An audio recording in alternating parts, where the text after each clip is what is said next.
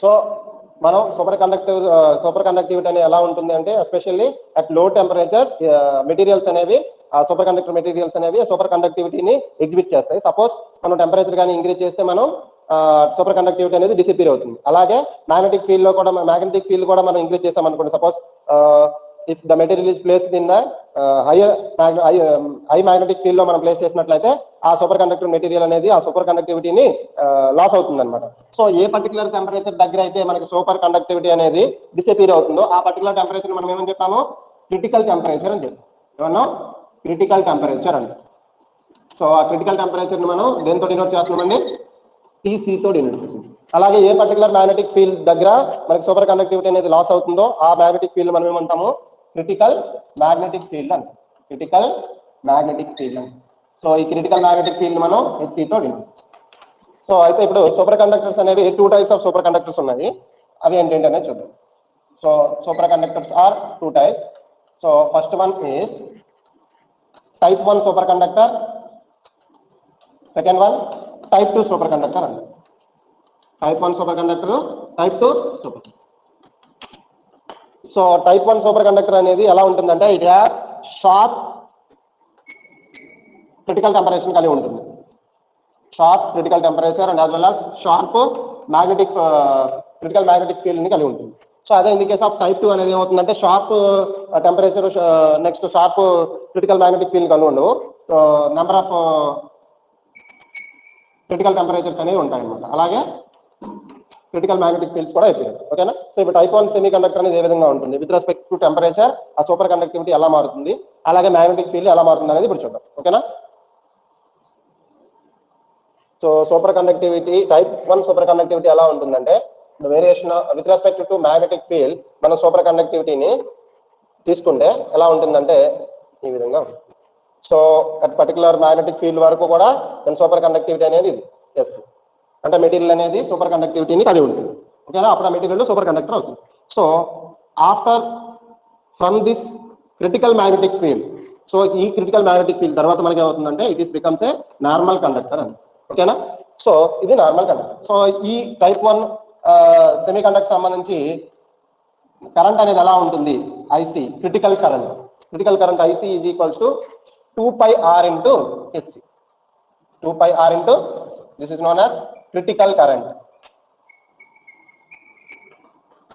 So critical current value ఎంత ఉంటుందండి, IC is equals to 2πr into HC. ఓకేనా.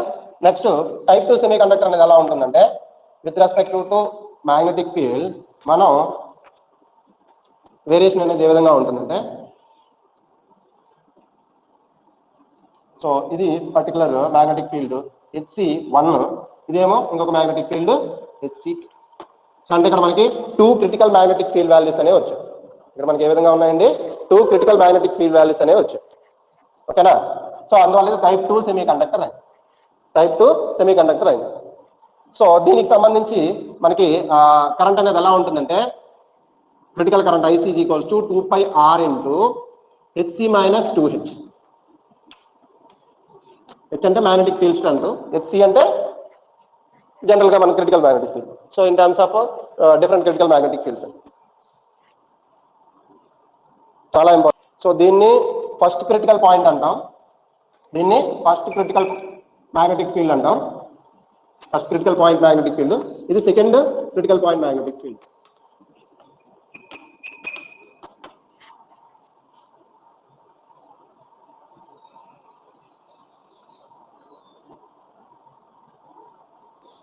So ఇప్పుడు మనం ఏం చెప్పాము, క్రిటికల్ కరెంట్ చెప్పాం కదా. సో క్రిటికల్ కరెంట్ని ఎలా డిఫైన్ చేస్తామంటే critical current, so IC it is defined as it is the maximum current that can flow through the superconductor without destroying its superconductivity is called critical current అని. So critical current అంటే ఏంటంటే it is a maximum current in superconductors. So ఆ maximum current వల్ల so మనకి ఎటువంటి super conductivity అనేది destroy అవ్వదు. So ఎంత మాక్సిమం కరెంట్ వరకు అయితే మనకి ఆ సూపర్ కండక్టివిటీ అనేది ఆ పర్టికులర్ మెటీరియల్ ఉంటుందో సో ఆ మాక్సిమం కరెంట్ మనం ఏమంటాము అంటే క్రిటికల్ కరెంట్ అంటాం. ఇది టైప్ 1 కి అయితే ఎలా తీసుకున్నాము, IC is equals to 2πr into HC తీసుకున్నాము. ఇది టైప్ 1 కి టైప్ 1. ఎస్సీ. టైప్ 2 ఎస్సీకి ఏంటండి, it is nothing but IC is equals to 2πr into HC minus 2. ఓకేనా?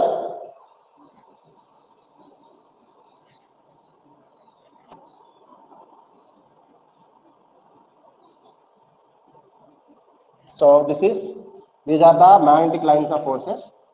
సో ఇది పర్టికులర్ రేడియస్ ఆర్, ఇలా తీసుకుంటే దీనికి సంబంధించిన రేడియస్ ఆర్, ఇది కరెంట్, ఫ్లో అవుతున్నటువంటి కరెంట్.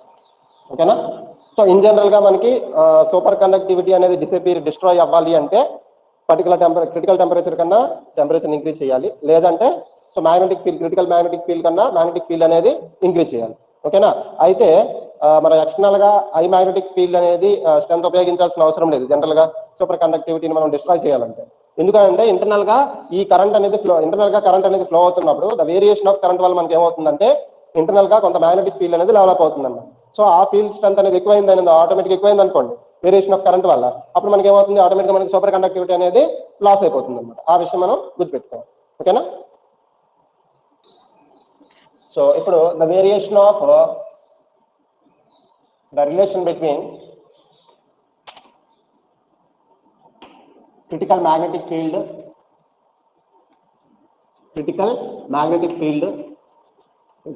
and temperature ఏ విధంగా ఉంటుందో చూడండి.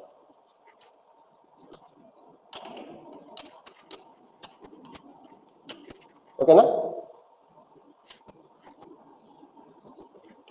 సో ఇది టెంపరేచర్, ఇది క్రిటికల్ మ్యాగ్నెటిక్ ఫీల్డ్. ఎలా ఉంటుందంటే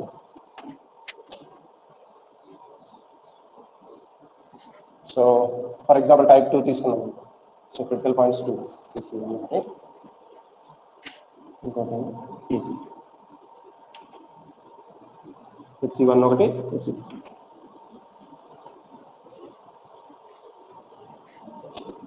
సో క్రిటికల్ టెంపరేచర్. సో ఇదంతా కూడా సెమీ కండక్టర్. ఆఫ్టర్ దట్ ఇదేమవుతుందంటే నార్మల్ కండక్టర్ టెంపరేచర్ పరంగా మనం. Suppose at temperature T equals to 0 దగ్గర మనకి హెచ్సి అనేది ఉంటుంది మాక్సిమం. ఏముందండి? Maximum. So if we increase the temperature, then what happens? Hc will be decreased. As T increases, Hc will be decreased. ఓకేనా? So at temperature T దగ్గర the magnetic field HC of T అవుతుంది, అంతే కదా?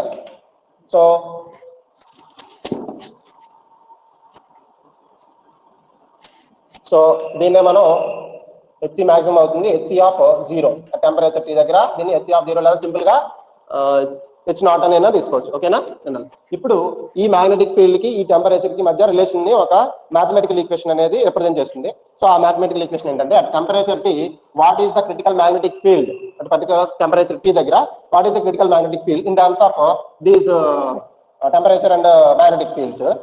HC of T is equals to, చాలా చాలా important, హెచ్సి0 అంటే maximum T equals to 0 దగ్గర మనకి magnetic field హెచ్సి0 into 1 - T by Tc whole square. This is the relation between the critical magnetic field and temperature Tc. చాలా చాలా important AP set లో మనకు అడిగినటువంటి ఈ రిలేషన్ బిట్వీన్.